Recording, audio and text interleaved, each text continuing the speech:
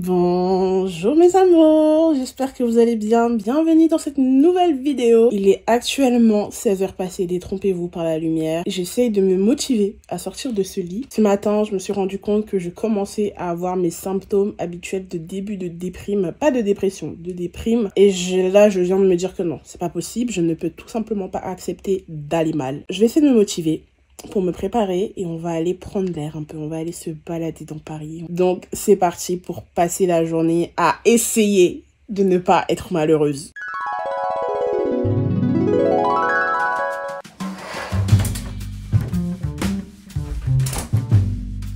Première étape, c'est bien évidemment se laver. Il n'y a rien de plus rafraîchissant quand on se sent mal que de se sentir propre. Donc je vais commencer par prendre une douche. Je vais essayer de me faire une petite mise en beauté, ça fait longtemps que je me suis pas maquillée. Je vais faire l'effort de me maquiller. Je pense que peut-être le fait de me voir belle, ça va me donner l'envie d'être au taquet pour cette journée. Et voilà. On va à la douche.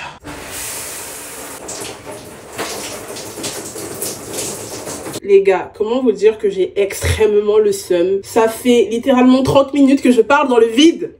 30 minutes que je parle dans le vide, que je vous explique des choses et ça ne filmait pas. J'ai envie de pleurer. J'ai envie de pleurer. Reprenons tout alors dans ce cas, reprenons tout. Donc, je vais vous parler de quoi? J'étais en train de vous dire que... Oh non, ça m'énerve. Bah, vous savez quoi? Ce que je vous avais dit avant, je vais vous en parler une fois qu'on sera dehors et qu'on sera arrivé dans le parc et qu'on sera posé tranquille. Là, dans l'immédiat, je suis en train de vous parler du coup de mes bijoux qui viennent de chez Ana Luisa et je suis en train de vous faire une update. Une abonnée m'a demandé sur Instagram comment ils vieillissaient finalement. Donc ces boucles d'oreilles là, je les ai depuis octobre 2022. Comme vous pouvez le voir, ils sont toujours nickel. Pareil pour les bagues, ces deux-là, je les ai depuis octobre aussi, je les ai tous en même temps. Ouais, leurs bijoux, ils sont super fins, tout est plaqué or et ça tient extrêmement bien pour le coup. Et ce sont des bijoux que je mets assez souvent. Vous savez que les bagues fines comme ça, je les mets très souvent. Franchement, ça tient bien. Je n'ai rien à dire, j'ai pas eu de grisaille ou un bijou qui a commencé à tourner au vert, au bleu. J'ai jamais eu de marque non plus sur mes mains. Est-ce que je mets un collier? Est-ce que je mets celui-là? Pas convaincu. Il faut que j'achète des petits colliers fins, tiens. Je vais vous montrer la différence entre un collier Ana Luisa et un collier d'une autre compagnie pour que vous voyez. Donc ça, c'est un Ana Luisa que j'ai du coup depuis pareil octobre 2022. Donc comme vous pouvez le voir, il est toujours parfaitement doré, parfaitement en or. Et pourtant, je l'ai mis assez souvent. Ensuite, on a cet autre collier-là qui est carrément plus récent. Celui-là qui vient d'une autre enseigne et je l'ai acheté là au mois de mai. Et regardez à quel point il est déjà rouillé. Donc vous pouvez voir le comparatif entre les deux. C'est pas du tout le même level. Du coup, pour la tenue, je me suis habillée assez simplement. La robe, c'est une robe PLT que j'ai eue lorsque je suis partie au showroom. Ma paire de baskets, c'est mes filles-là que vous avez l'habitude de voir tout le temps. Je suis venue ici sans absolument aucune claquette parce que j'avais pas du tout prévu de sortir. Donc du coup, ça va être robe basket aujourd'hui. Les paires de lunettes sont des PLT aussi. De base, je voulais mettre une paire de lunettes blanches, mais j'ai laissé ma paire de lunettes blanches dans mes cartons. Donc du coup, je ne l'ai pas avec moi. Donc voilà un peu le look assez basique pour aujourd'hui. C'est juste histoire d'aller se poser, se balader. Il fait quand même super chaud. Donc voilà un petit peu. On y va.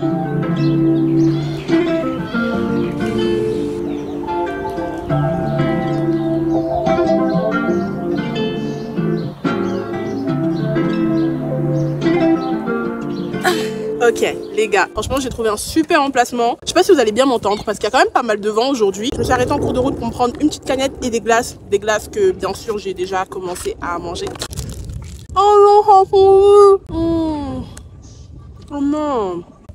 Effectivement on est obligé d'ouvrir la canette avec notre bouche quand on a des longs ongles.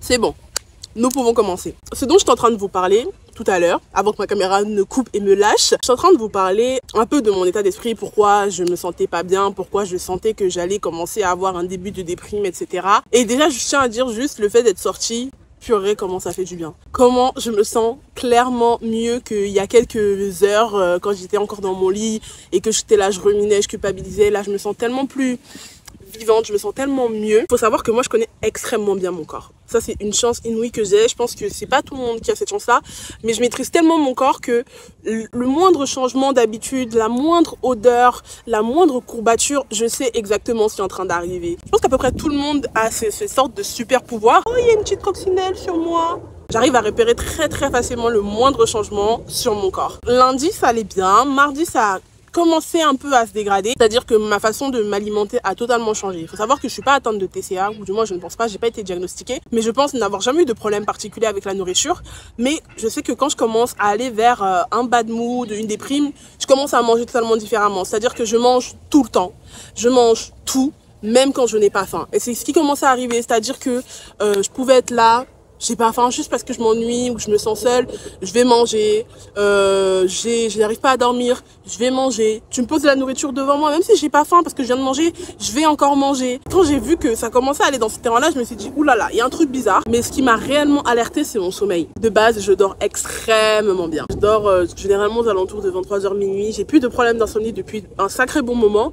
Et là, dites-vous que je n'arrive pas à m'endormir avant 2h30, 3h30, parce que je suis là, je cogite, mais qu'est-ce que je vais faire, comment je vais faire, où est-ce que je vais, bla bla bla bla. Ça me mine totalement. Et du coup ce matin, enfin quand j'ai compris qu'on était en train d'aller vers ce type de période, pour moi c'était hors de question. Il est hors de question que j'aille mal, il est hors de question que je me laisse atteindre par la situation, parce que dans tous les cas ça va aller en fait.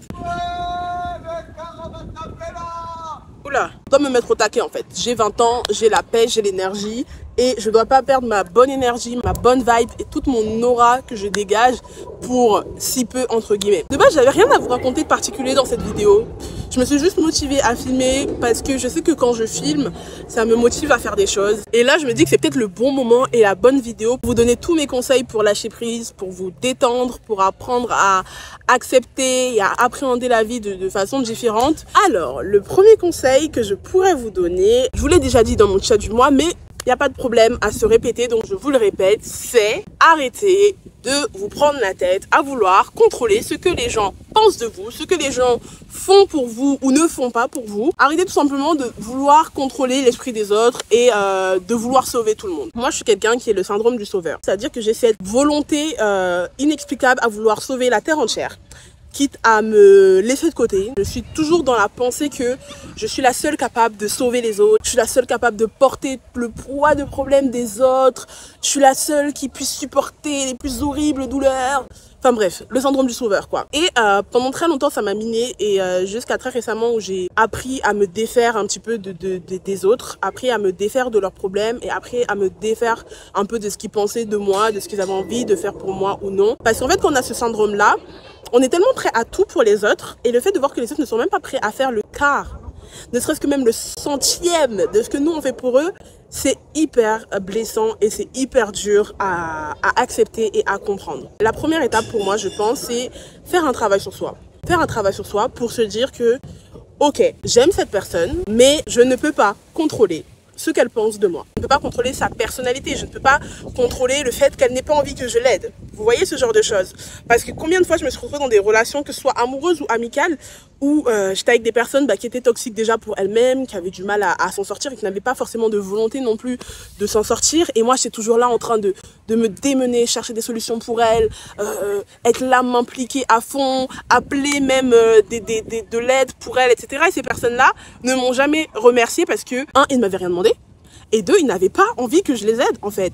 Et c'est quelque chose qui peut être très angoissant, voire culpabilisant, parce que finalement, les personnes ne nous rendent pas ce qu'on aimerait recevoir. Mais en réalité, personne ne nous a rien demandé. Il faut apprendre à vous faire passer en premier.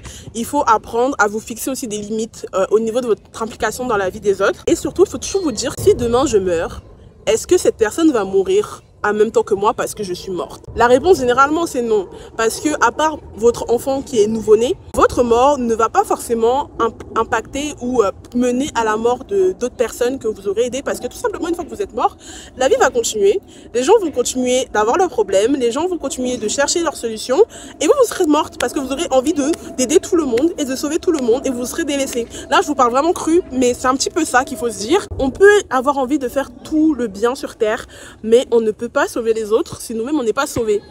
On ne peut pas aider si nous-mêmes on n'est pas dans une bonne situation. Donc si ça peut vous aider déjà d'arrêter de vous culpabiliser, et ce n'est absolument pas se trouver une excuse ou quoi que ce soit, c'est vraiment enlever le poids de cette culpabilité quand, par exemple, vous n'envoyez pas de l'argent à votre famille qui est en Afrique, si vous en avez. Quand, par exemple, vous ne pouvez pas vous rendre disponible à un ami qui est dans le besoin parce que vous avez d'autres impératifs. C'est un peu tout ça. Le deuxième conseil que je pourrais vous donner, c'est prenez la vie comme elle vient. Ça, c'est une phrase bateau qu'on entend souvent, qui a l'air un peu simple, mais en fait, c'est un concept qui est extrêmement difficile à appliquer, surtout si vous êtes quelqu'un de très perfectionniste, quelqu'un qui aime avoir la main sur tout, qui aime tout contrôler.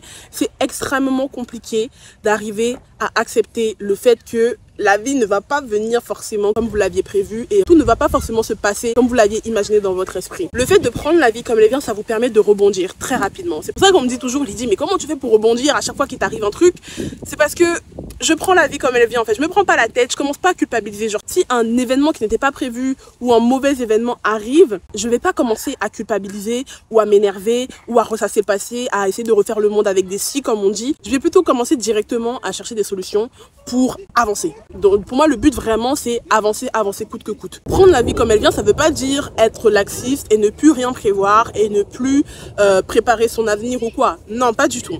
Pour moi, je le vois comment? Pour moi, c'est imaginer toutes les hypothèses possibles. Donc toutes les fins possibles et imaginables à une situation pour être quand même prêt. Donc toujours avoir un plan A, B, C, D, E, F, G comme je vous l'ai toujours dit. Mais essayer de vivre le moment présent et d'accepter ce qui vient à vous. Ce qui vous permet, si jamais le pire des scénarios survient, de pouvoir rebondir immédiatement. Je sais pas si c'est assez clair, mais dans ma tête, c'est assez clair. Dites-moi en commentaire si c'est clair pour vous. Si vous avez des choses à rajouter, vraiment, n'hésitez pas. Le monde n'est pas parfait, il faut juste pouvoir agir de façon efficace et de façon assez rapide pour ne pas vous enfoncer encore plus dans les problèmes. C'est surtout ça que je veux dire par prenez la vie comme elle vient. Et encore une fois, ça ne veut pas dire être passif face à ce qui vous arrive. Ça ne veut pas dire ne plus prendre de décisions. Ça ne veut pas dire être là et attendre que ça se passe. Non, pas du tout. Vous devez toujours être meneur de votre vie. Vous devez juste pouvoir temporiser et accepter que tout se passe pas toujours comme on l'aurait aimé et il faut avancer coûte que coûte.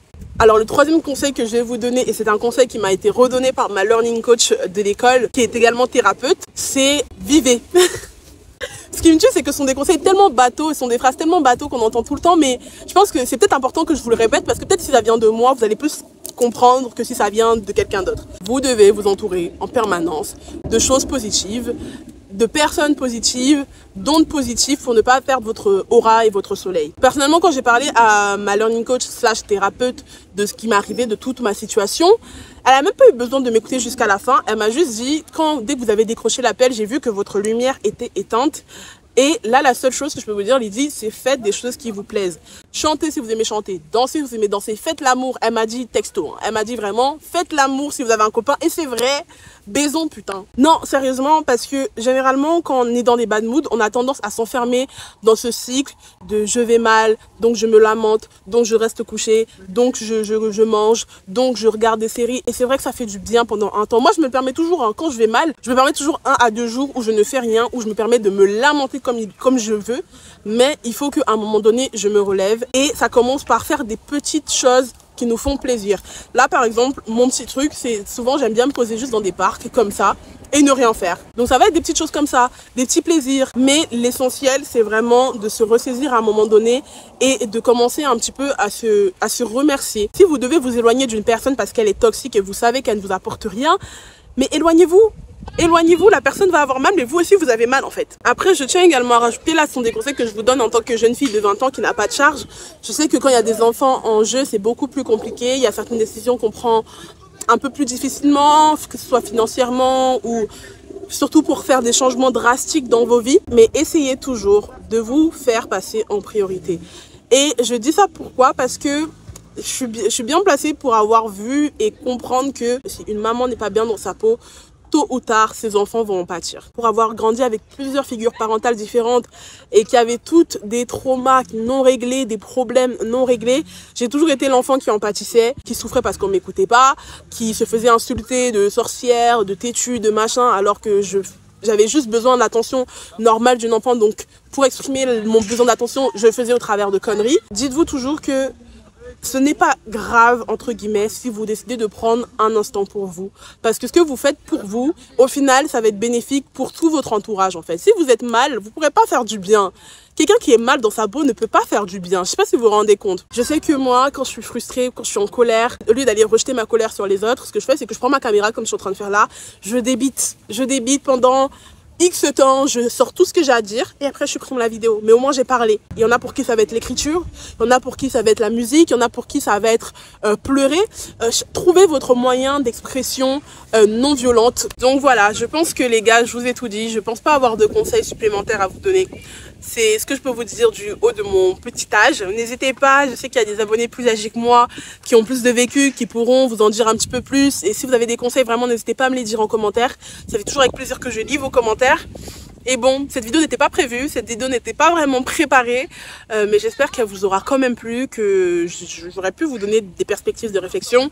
Et même si je sais que j'ai rabâché des choses qu'on entend tout le temps, peut-être de l'entendre de ma bouche encore une fois, ça peut changer la donne. Je sais que, étant une enfant très têtue, une personne peut me répéter la même chose, mais venant de la bouche de quelqu'un d'autre, les mêmes paroles n'ont pas du tout le même sens et la même puissance.